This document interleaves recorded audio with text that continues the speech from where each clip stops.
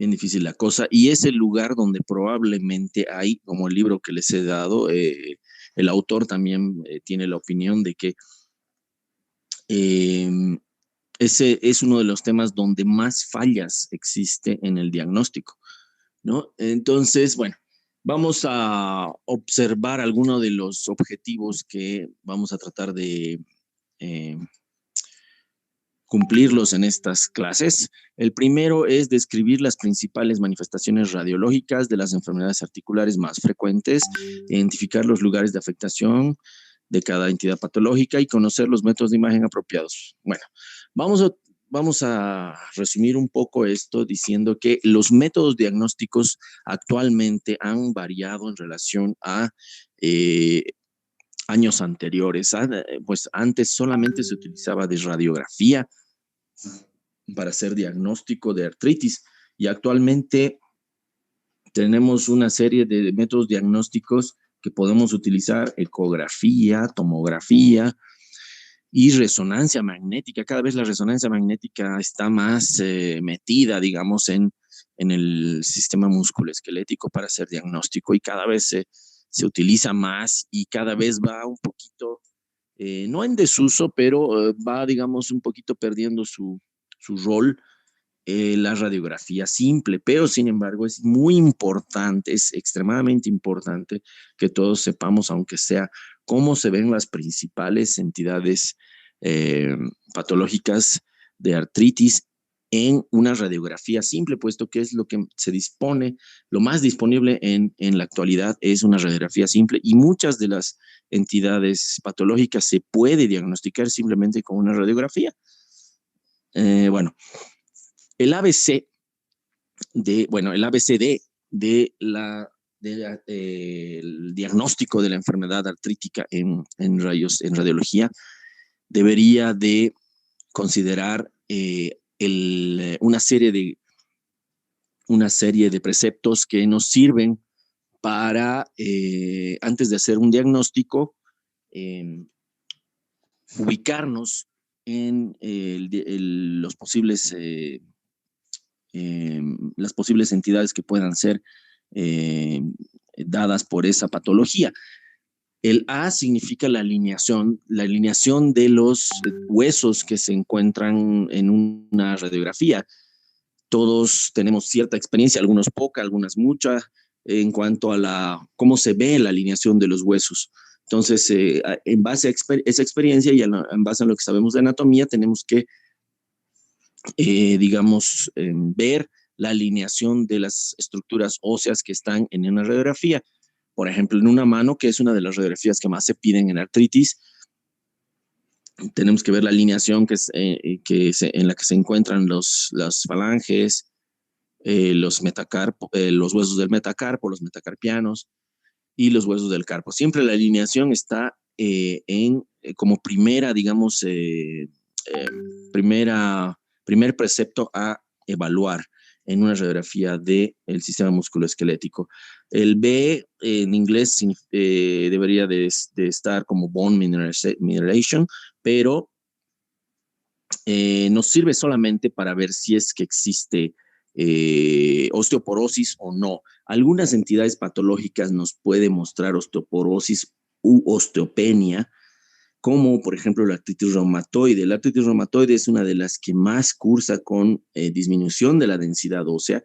Supuestamente la disminución de la densidad mineral la disminución de la densidad está causada por una inflamación activa, por una hiperemia, y la hiperemia nos dice que existe una inflamación activa, ¿no? Entonces, la artritis reumatoide es, digamos, la más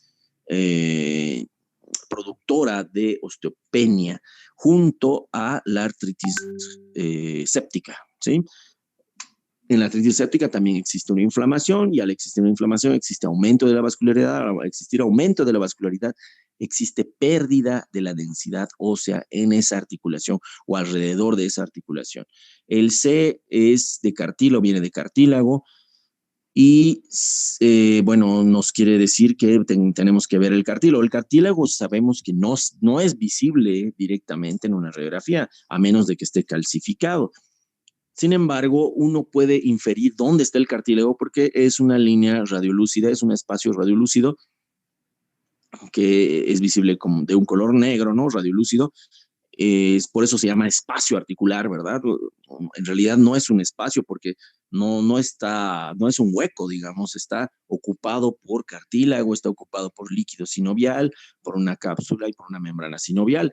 Ese espacio en realidad no es un hueco, sino que es un lugar donde está tejido blando que no es visible en la radiografía, pero que debería ser evaluado y debería ser medido en una radiografía simple. Junto a este cartílago se debe de evaluar si existe o no erosiones, si existe o no alteraciones en las partes blandas, por ejemplo, lesiones en sacabocado, aumento de volumen de las partes blandas, porque sí es posible evaluar el grosor de las partes blandas en una radiografía simple, ahora con las radiografías digitales. El D viene de distribución, o sea, de cuál es la distribución de la patología. Si está más, por ejemplo, si está más distribuido en articulaciones grandes, por ejemplo, rodillas o caderas, o si está más distribuido en las manos. ¿Para qué nos sirve esto? Para saber si es que,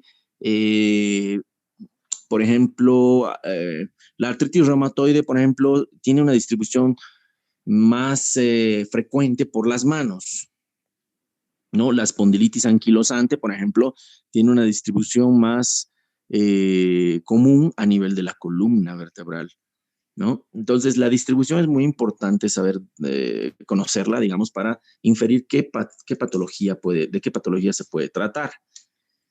En las erosiones óseas también, porque las erosiones óseas, algunas entidades solo producen erosiones óseas, no todas, ¿verdad?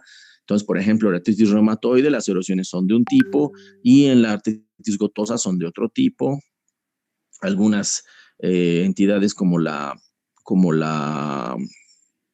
osteoartrosis también puede producir erosiones, pero son muy escasas y solamente ocurren en algunas articulaciones y que ahorita las vamos a mencionar. Entonces, hablemos de la artrosis. Esta es digamos, la alteración eh, articular más frecuentemente observada. Es por eso que es el primer tema, digamos, a tratar. Es tan frecuente que si viviéramos muchos años, si viviéramos más de 100 años, prácticamente todos, el 100% de la gente tendríamos artrosis en alguna articulación, si tuviéramos el tiempo, el chance de vivir, digamos, lo suficiente, ¿no? Entonces, la causa de la artrosis es trauma o microtrauma repetitivo en una articulación, ¿no? Una articulación que está sobrecargada a un trauma repetitivo, por ejemplo, una persona que se dedica a, qué sé yo, por ejemplo, a hacer trabajo manual durante varios años, yo puedo apostar a que va a tener artrosis en las articulaciones de los dedos con mayor frecuencia y más rápido que una persona que no realiza ese trabajo. Entonces, la artrosis bueno, estamos hablando de un tipo de artrosis que es la artrosis secundaria, porque hay otra que se llama artrosis primaria. O otro término para llamar a la artrosis es osteoartritis, ¿sí? O enfermedad degenerativa articular. Algunos lo, eh, lo resumen en 3 letras, EDA, ¿no? Enfermedad degenerativa articular, es lo mismo. Entonces, es una entidad que se asocia generalmente a trauma repetitivo y se asocia a la edad. O sea, a mayor edad, mayor posibilidad de padecer artrosis. Supuestamente no sigue la vía de la inflamación, como es la artritis reumatoide, y tiene dos variantes. La primaria, que es poco frecuente, que probablemente nunca la vayan a ver, y peor si no van a ser radiólogos.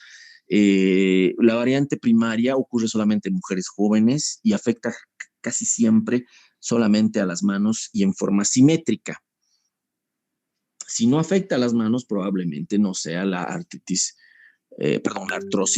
primaria.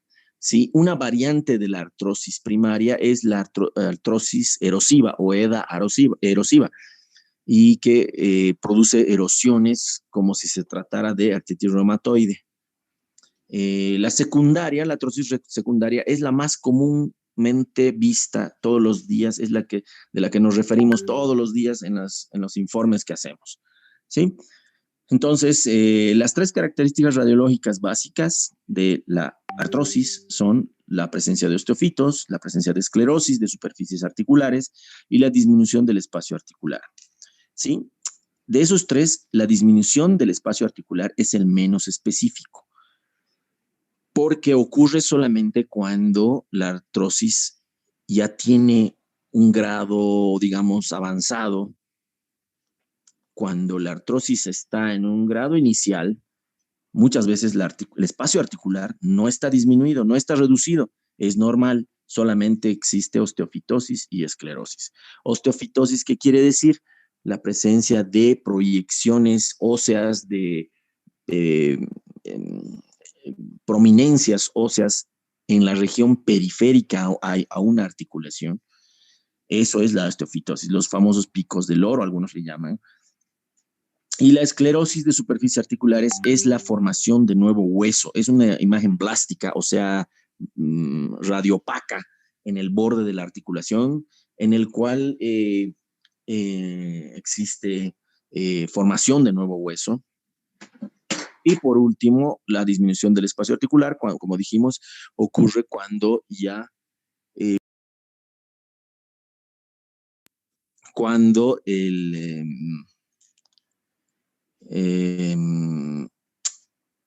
la artrosis ya está avanzada, ¿no? Y si está muy avanzada, pues a más gravedad, mayor la disminución del espacio articular. Incluso a veces ya se puede ver pérdida total del espacio articular y al último tal vez una anquilosis. Aquí vamos a poner algunos ejemplos de artrosis o enfermedad degenerativa articular. Podemos ver en estas rodillas disminución del espacio articular. Fíjense, esta es la articulación femorotibial medial, esta también de la rodilla derecha, de la rodilla izquierda. Fíjense cómo está reducida, casi perdida este espacio articular. Este está totalmente perdido. Este realmente ya no tiene espacio articular, está tocando el elemento óseo contra otro. Y esto es lo típico de la artrosis, disminución del espacio articular, la presencia de unas proyecciones osteofíticas prominentes y la esclerosis de las superficies articulares. Fíjense lo blanco que se ve acá, ¿sí? Esos son signos de artrosis. Muy bien, en las manos, en las rodillas, por ejemplo, esas articulaciones, las femorotibiales y las patelofemorales, están comúnmente afectadas. En las manos, las articulaciones interfalángicas distales son las que más frecuentemente se afectan en comparación a la artritis reumatoide. La artritis reumatoide tiene una disposición más proximal, afecta más a las articulaciones metacarpofalángicas, más que a las interfalángicas distales o proximales. Entonces, si yo veo afectación de las metacarpofalángicas, primero voy a pensar en artritis reumatoide. Si veo afectación de las interfalángicas distales, más voy a pensar en artrosis o enfermedad degenerativa articular, ¿verdad? Que es lo mismo. Entonces, fíjense que estas disminución, fíjense la disminución de los espacios, la esclerosis marcada, la presencia de osteofitos marginales, y son estos osteofitos al final los que producen estos nódulos. Fíjense los nódulos de Verdun y de Bouchard, ¿verdad? Que seguramente lo van a ver esto en este año, cuarto creo, se lleva en medicina interna, en patología. Bueno. Un poquito más de detalle, como podemos ver la imagen de la artrosis. Fíjense cómo hay prácticamente ausencia de los espacios articulares. Este, por ejemplo, está normal. Aquí hay un espacio articular normal. Este ya está perdido, está muy reducido y hay esclerosis y hay osteofitos, ¿no? Algunos lo llaman esta imagen en alas de gaviota, que simula una gaviota. Bueno, también, fíjense que también puede, esta artrosis puede asociarse a geodas. ¿Qué son las geodas? Pues alguien, si sabe algo de geología, ha debido escuchar lo que es una geoda. En geología, una, una cavidad de gas dentro de una piedra se llama geoda. Y en las radiografías muchas veces se ven huecos de gas o espacios de gas dentro de un hueso y lo han comparado a lo que se ve en geología y por eso le han llamado geodas, ¿no? Entonces la presencia de gas o a veces líquido, no siempre es gas. Por ejemplo, el líquido sinovial podría ingresar a esta región o en este caso, por ejemplo, la degeneración del disco intervertebral produce gas y ese gas a veces se mete a una geoda y llena la geoda. Fíjense esta columna cervical en una radiografía lateral y en una reconstrucción sagital en tomografía computarizada. Podemos ver mejor, obviamente, en la tomografía que en la radiografía, los osteofitos, la esclerosis de superficies articulares, fíjense lo blanco que está toda esta zona, y la reducción del espacio articular. Estas dos articulaciones están más reducidas que esta o que estas otras. Entonces, eso también, y los osteofitos posteriores, que son los que más van a dar molestia en esta parte, al menos porque por aquí pasa la médula espinal, pues entonces va a reducir un poco aquí el calibre del canal raquimedular. ¿Sí? Muy bien. Aquí hay otra radiografía de columna cervical y aquí podemos ver también lo mismo, una reducción del espacio articular. Muy bien. Hay esas geodas, bueno, también, como les digo, pueden pueden formar parte de una artrosis, pero pueden existir también algunas veces erosiones en la artrosis, en algunas articulaciones, y solamente en algunas articulaciones puede existir erosión, como son las sacroiliacas, la articulación temporomandibular, la sínfisis del pubis, como en este caso, y en las acromioclaviculares. Si ustedes ven erosiones en una de estas articulaciones y también hay osteofitos y también hay reducción del espacio y también hay esclerosis, no habría que, digamos, asombrarse porque puede ser parte de la artrosis. La enfermedad que produce osteofitosis, o sea, que se pueden ver las proyecciones osteofíticas, pero sin esclerosis o con muy poca esclerosis y sin reducción del espacio, se llama hiperostosis idiopática. Y esta presenta sindesmofitos. Los sindesmofitos son unos puentes óseos que se comunican entre sí. ¿Sí? Muchas veces son calcificaciones de las partes blandas adyacentes que simulan osteofitos y muchas veces piensan que esto se confunden en realidad muchas veces esta con la artrosis. Fíjense, esta es una hiperostosis idiopática en la que parecería que fuera artrosis, pero no es artrosis. Hay una serie de proyecciones osteofíticas, pero no hay mucha esclerosis o casi nada. Y la altura de los espacios articulares está conservada. Entonces, muchas veces esto es solamente hiperostosis idiopática y no es artrosis. Bueno, vamos a entrar al segundo capítulo, digamos, de artritis.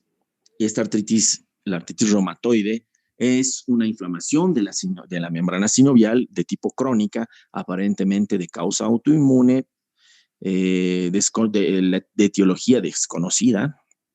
Hasta en un 25% de los casos es asimétrica. Fíjense que esto también vale para la osteoartrosis. La mayoría de las artrosis son simétricas. Si tiene artrosis en una rodilla, probablemente tiene en la otra. Si tiene artrosis en una mano, probablemente tiene en la otra mano. Pero no siempre, solamente en un 80 o 70, 80% de las veces es simétrica. Y en un 25% muchas veces es asimétrica. Igualito en la artritis reumatoide, no siempre es simétrica, ¿no? En la radiografía podemos ver, fíjense que aquí no solo se utiliza, ahora en la actualidad en la artritis reumatoide, no solo se utiliza la radiografía, ahora mucho se utiliza la ecografía Doppler para evaluar una artritis reumatoide, para evaluar al menos en las fases iniciales, en las fases en las que existe el famoso panus, la inflamación de la articulación, porque esto sí está mediado por mecanismo de la inflamación. O sea, aquí sí hay inflamación. No es como en la la artrosis, en la que no existe un mecanismo de inflamación per se. Acá sí hay un aumento de la vascularidad, hay una sinovitis y hay una destrucción del cartílago del cartílago que recubre y de la membrana, y de parte de la membrana sinovial, que luego en la forma, si sigue continuando la inflamación, llega hasta una luxaciones y llega a una anquilosis al final, ¿no? Entonces sigue, digamos, una, sigue un proceso, la artritis reumatoide, un proceso que va desde la inflamación inicial hasta la anquilosis, ¿no? Entonces, en la etapa en la que se ve aumento de la vascularidad de la inflamación activa, juega un rol muy importante la ecografía Doppler, puesto que nos permite ver el engrosamiento de la membrana sinovial y el aumento de la vascularidad. Y bueno, en etapas tardías, pues ya la radiografía nos sirve para ver si existe luxación, si existen erosiones óseas. Y fíjense que en esta entidad existe osteoporosis. Fíjense, aumento primero. ¿Cuáles son las características? Son cuatro. Uno, aumento de volumen. Y decimos acá que son radiológicas, porque también se pueden ver, el aumento de partes blandas se puede ver en una radiografía. Claro que se puede ver fácilmente a simple vista, pero los radiólogos no siempre vemos al paciente, no siempre vemos cómo está él, entonces vemos directamente a veces las radiografías y ver el aumento de las partes blandas es parte de nuestro ABC. Entonces, primero, aumento de volumen de las partes blandas, puesto que sí hay inflamación. Segundo, erosiones marginales. Fíjense, las erosiones óseas son marginales, no son en el lugar donde se carga el peso, vamos a decir así, sino que son en las partes marginales de la articulación. En tercer lugar, al haber inflamación activa, siempre va a haber osteoporosis de esa articulación, salvo que ya se llega a una etapa tardía, a una etapa, digamos, avanzada, en la que se añade, muchas veces para acabarla, muchas veces la artritis reumatoide en la fase crónica ya se añade una artrosis. O sea, estas dos entidades se sobreponen. Entonces, tiene artritis reumatoide y después de que terminó la artritis reumatoide, empezó una artrosis y ahora cuál es cuál, ¿no? Entonces, en esa etapa generalmente ya no hay mucha osteoporosis. La osteoporosis es propia de la etapa en la que existe la inflamación activa, ¿sí? De aumento de la vascularidad. El cuarto punto es la disminución del espacio articular, que es solamente en las etapas, digamos, tardías y llegan a observarse también luxaciones o subluxaciones. Entonces, es generalmente bilateral, simétrico, pero no siempre. Dijimos que el 25% no es. Las erosiones son marginales, fuera de las zonas de carga. En la cadera, la cabeza femoral migra hacia la región axial, mientras que en la osteoartrosis migra hacia arriba, o sea, hacia cefálico, vamos a decir así, lateral y cefálico, mientras en forma axial en la artritis reumatoide. Otras causas de migración cefálica de la cabeza humeral son la pseudogota, la rotura del manguito rotador. Bueno, aquí unos ejemplos de unas radiografías de artritis reumatoide de una persona, pero de una artritis reumatoide crónica, ya avanzada, ¿verdad? Fíjense, ¿cuáles están más afectadas? ¿Las articulaciones interfalángicas distales o las articulaciones metacarpofalángicas o las articulaciones de la muñeca? Fíjense, están más afectadas las articulaciones metacarpofalángicas y las articulaciones del carpo, ¿sí? Entonces son propias de la artritis reumatoide, la afectación proximal y la distal de la osteoartrosis. Fíjense, aquí ya están produciendo múltiples erosiones, múltiples ya alteraciones de la alineación. Esto ya es luxaciones, subluxaciones, incluso en la muñeca acá. Bueno, esto es lo que, bueno, nos van a dar seguramente en medicina interna. Las deformidades en ojal de pulgar, la desviación cubital de las articulaciones metacarpofalángicas y la deformidad en cuello de cisne, ¿no? De las interfalángicas distales. Bueno, aquí están, miren, las etapas de la artritis reumatoide. Miren, esta es una articulación normal. Aquí podemos ver el cartílago articular, la cápsula articular, la membrana sinovial, ¿no? Y cuando existe la inflamación, aquí está la inflamación, sinovitis. En la sinovitis, fíjense cómo empieza una inflamación activa, aumenta la vascularidad y se engruesa la membrana sinovial y se empieza a erosionar el cartílago. Fíjense cómo se come al cartílago, la inflamación. Fíjense el aumento de volumen de las partes blandas. Hay un aumento de volumen de las partes blandas en comparación a esta. Se vuelve abultada la articulación. Luego ya terminó casi de erosionar en la etapa de Panus, terminó de erosionar casi el cartílago y está empezando a erosionar hasta el hueso. Fíjense, erosiones óseas marginales, habíamos dicho, ¿no? Luego de esto, y sigue habiendo aumento de volumen de las partes blandas. Es en esta etapa en la que existe osteoporosis o si quieren, osteopenia en las articulaciones, en esta articulación. Luego ya empieza a cicatrizar, ya pasó esa etapa, empieza a cicatrizar y empieza a formarse tejido fibroso conectivo que une a los dos huesos y luego se forma una anquilosis. Ocurre esas deformidades, ¿no? Esas luxaciones. Fíjense, esta es una radiografía de la rodilla de una persona con artritis reumatoide eh, en fase de Panus, ¿no? Fíjense cómo hay reducción del espacio articular y hay marcada osteoporosis. No hay densidad, parece la radiografía de una persona de 90 años. No tiene densidad ósea, ¿no? Casi no se ve la corteza del hueso apenas. Y todo es oscuro. Entonces, este es un dato. Está aumentado de volumen las partes blandas y nada más. No hay osteofitos, no hay esclerosis, digamos así. Y esto es un dato de artritis reumatoide en fase, digamos, de inflamatoria. Ya luego empieza a volverse una anquilosis, ¿no? Disminución del espacio articular. Fíjense, la ecografía sirve de mucho para ver, a veces también se puede ver estas erosiones óseas en las estructuras, en la corteza de los huesos, las erosiones, pero más que todo es para ver esto que es el aumento de la vascularidad, el aumento del volumen del tejido blando. Uno pone Doppler y está llenito de vasos, la articulación está inflamada, abultada. Entonces es la etapa de Panus, ¿no? Y aquí hay otra radiografía de rodilla de otra persona con artritis reumatoide. Fíjense la densidad severamente disminuida, el aumento de volumen. Incluso aquí hay un derrame articular en la región suprapatelar. Disminución del volumen, perdón, de la densidad. Disminución leve de los espacios articulares y aumento de volumen de las partes blandas. Bueno, esto ya habíamos dicho, en las manos es de distribución proximal y la artrosis distal en la cadera, desplazamiento superior, en la artritis reumatoide y en perdón, este está al revés, este está mal, es de desplazamiento axial. Muy bien.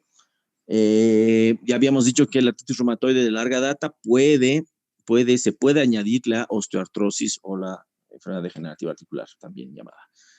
Bueno, vamos a entrar a otro tema que es la enfermedad inducida por depósito de cristales. Entremos al de la gota. Han debido escuchar mucho esto, incluso tal vez alguno de ustedes o algunos familiares ha padecido la enfermedad. Fíjense, la enfermedad por depósito de cristales de urato monosódico, llamada también gota, se debe a una hiperuricemia, aumento del ácido úrico en la sangre. Cada vez se ve menos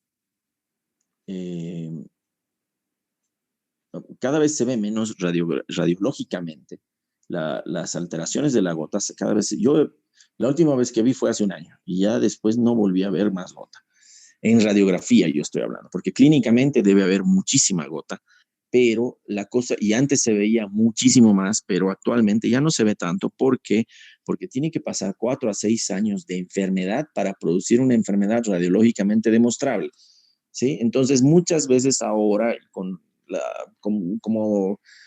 aparición de mayor facilidad de hacer diagnóstico en un laboratorio y todo eso, pues ahora se diagnostica mucho antes y no se llega digamos, a ver las alteraciones que se veían antes en las radiografías, ¿no? Se hace el tratamiento y se trata de evitar esas alteraciones como son las erosiones óseas, ¿no? Que son visibles. Ahorita les voy a mostrar algunos ejemplos.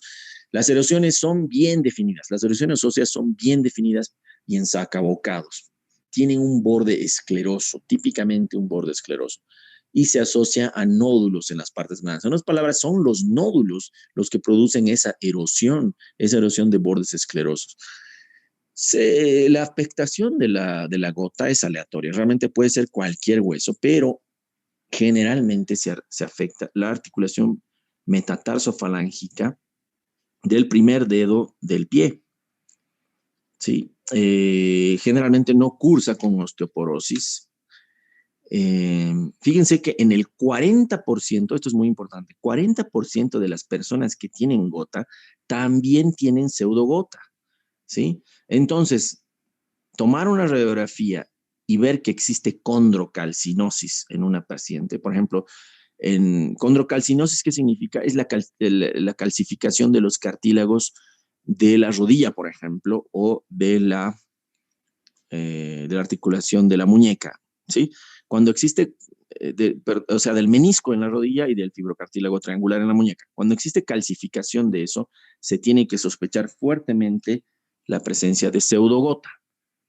Pero dicen que el 40% de las personas que tienen gota también tienen pseudogota. Entonces, habría que ver si hay alguien que tiene una condrocalcinosis, habría que ver que un 40% tenga también gota. Pues es probable que tenga gota. Entonces, aquí vemos una radiografía de un pie, bueno, de dos pies de una persona que tiene gota. Fíjense esta lesión extensa en sacabucado, muy extensa y de bordes esclerosos, de bordes bien definidos y de bordes esclerosos. Aquí hay otra y aquí hay otra, ¿sí? Esta es la articulación más frecuentemente afectada, la articulación, bueno, alrededor de la articulación metatarsofalángica, en el primer dedo. Muchas veces, bueno, aquí hay otra más chiquita, muchas veces, así se ve el pie, ¿no? Está súper inflamado. Dicen que no soportan ni siquiera las sábanas. Es muy dolorosa, ¿no? Esta es una radiografía antigua. Fíjense la lesión, una lesión muy extensa de un tofo. Estos se llaman tofos, ¿verdad? Muy bien, hablemos ahora de la pseudogota, llamada también enfermedad por depósito de cristales de pirofosfato cálcico. ¿Sí? Habíamos hablado hace ratito que el 40% de las personas que tienen gota también tienen esta enfermedad. Esta enfermedad por depósito de pirofosfato de cálcico se diagnostica mejor radiológicamente que clínicamente. Hay tres cositas que uno tiene que saber cuando tiene que evaluar una pseudogota o cuando sospecha de pseudogota. Obviamente, cuando le toman una radiografía a alguien y esta radiografía ve que existe una calcificación de los meniscos o del cartílago fibrotriangular o de la sínfisis del pubis, vemos eso y ya, directo hay que preguntarle hay que preguntar si es que existen datos de pseudogota. Los datos serían dolor, ¿no? Hay que preguntar si tiene dolor, que tendría que ser inespecífico, intermitente, generalmente en la mañana. En la radiografía, obviamente, se va a ver la calcificación, porque nadie puede ver una calcificación así por sí nomás. Y la destrucción, ya cuando existe, digamos, mucho tiempo la enfermedad, existe destrucción de la articulación y que secundariamente lleva a la artrosis. Otra vez, para variar, la artrosis se mete. Fíjense, la artrosis se mete en varias articulaciones y puede ser secundaria. Entonces, bueno, la mayor parte es secundaria, ¿no? Entonces, muchas veces se sobrepone, para variar, es muy difícil por eso el diagnóstico a veces de estas cosas. Bueno, a veces puede calcificar las partes blandas, pero habría que diferenciarlos de los depósitos de hidroxiapatita cálcica. Bueno, la forma de distinguir esas calcificaciones que acabo de decir de la pseudogota es la localización. Por ejemplo, el hombro, el codo, la muñeca, la articulación carpo-metacarpo y la articulación patelo-femoral son lugares donde podría existir, por ejemplo, artrosis, y la pseudogota generalmente afecta fíjense, a esta articulación, a la articulación de la rodilla, y produce una calcificación de los meniscos, ¿sí? Calcificación de los meniscos. Uno ve una radiografía de rodilla y ve que hay algo blanco en el espacio donde debería ser todo negro, y pues ya, hay una calcificación de meniscos. Directamente ahí uno tiene que sospechar, es casi, esta persona tiene pseudogota hasta que no se muestre lo contrario, ¿no? O ver una calcificación de fibrocartílago triangular en la muñeca también es otro dato de que uno tendría que sospechar de pseudogota. Vamos a hablar ahora de la articulación de Charcot. Alguien tal vez ha escuchado alguna vez, porque ahora hay mucha diabetes. Esta articulación se ve mucho en personas que tienen diabetes, pero diabetes de larga data. ¿Sí? Unos le llaman también una neuropatía, una artritis neuropática, le llaman, ¿sí? Y hay una triada famosa, una triada que me han enseñado a mí de residente, que me la tenía que memorizar. Es la formación de hueso heterotópico, de Bris le llaman algunos, la luxación y la destrucción ósea marcada. Bueno, se trata de una articulación que no tiene inervación. Acuérdense que cuando una persona es diabética de mucho tiempo, muchas veces por la neuropatía, por la microangiopatía, existe una alteración existe una denervación, vamos a decir. Entonces, la persona muchas veces no siente. Entonces, esa falta, digamos, de inervación en una articulación lleva a que haga movimientos anormales y esos movimientos llevan a que haya alteraciones en los huesos, hayan destrucción en el hueso, ¿no? Es como si imagínense que le cortan el nervio que va a inervar el pie a una persona. Esa persona no va a saber cuándo le duele y cuándo no le duele, ¿no? A nosotros nos dice el dolor, por ejemplo, si caminas descalzo y vas por un empedrado con piedras muy duras, digamos, te va a decir, no pises ahí porque te vas a dañar, ¿no? El mismo dolor te está diciendo, no hagas eso. Pero si te denervas, pues tú le metes nomás, caminas y no pasa nada. Entonces, con el tiempo empieza a haber destrucción, ¿verdad?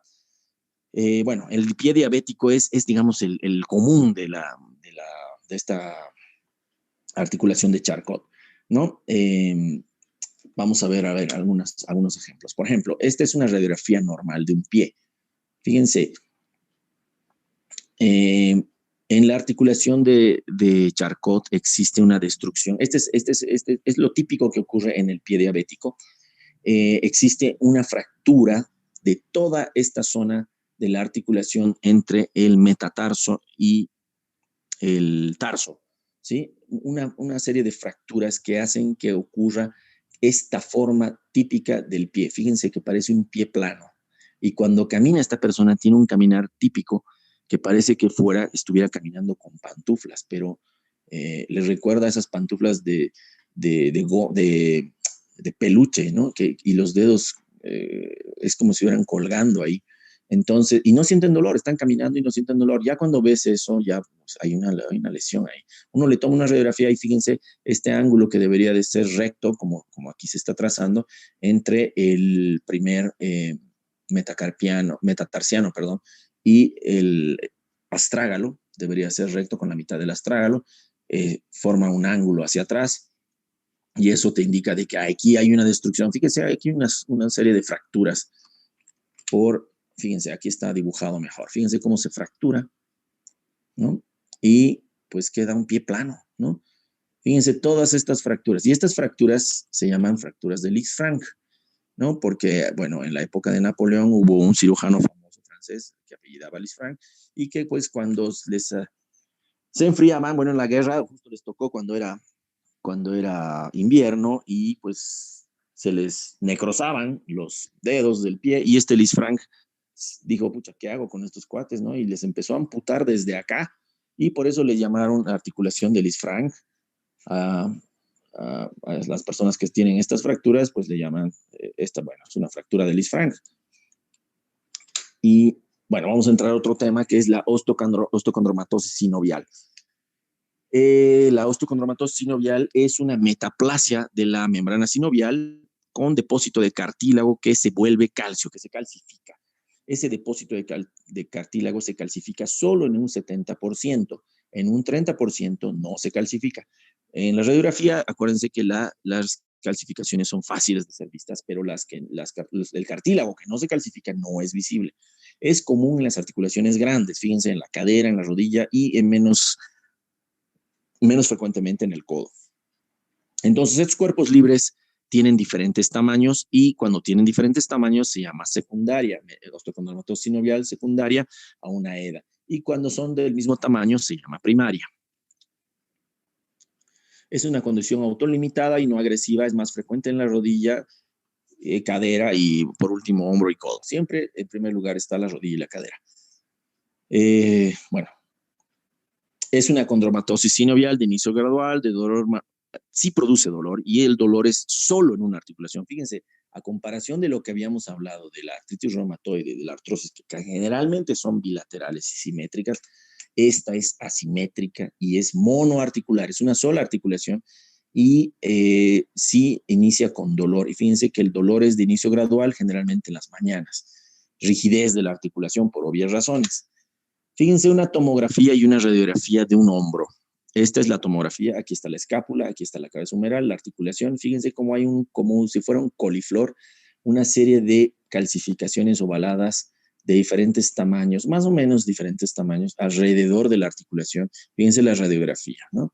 Entonces, eso, aquí hay otra radiografía, fíjense de la cadera, varias calcificaciones ovaladas alrededor de la articulación coxofemoral y en esta rodilla otras más en la parte suprapatelar de la articulación de la rodilla, ¿no? Algunas de esas no se calcifican. Muy bien. Sinovitis bilionodular pigmentada. Es una inflamación crónica de la membrana sinovial que causa proliferación de la membrana sinovial. La inflamación y el derrame articulado causa dolor y destrucción de la articulación. Fíjense, en esta también existe una sinovitis, al igual que en la artritis reumatoide. Casi nunca se calcifica y eso lo diferencia, debería de diferenciar, digamos, con la osteocondromatosis sinovial no calcificada. El diagnóstico definitivo se debería de hacer por resonancia magnética. Fíjense que aquí ya entra la resonancia magnética. En la radiografía parece normal, ¿verdad? Esto es una persona que tiene dolor de tobillo. Fíjense, parece normal, pero aquí como que quisiera verse, o aquí quisiera verse un poquito de una erosión, no estamos seguros. Le haremos una resonancia magnética y vemos que hay erosiones y hay un abultamiento en la membrana sinovial a ese nivel, hay una inflamación y esa inflamación lleva a erosiones óseas. Bueno, vamos a entrar a la espondilitis anquilosante.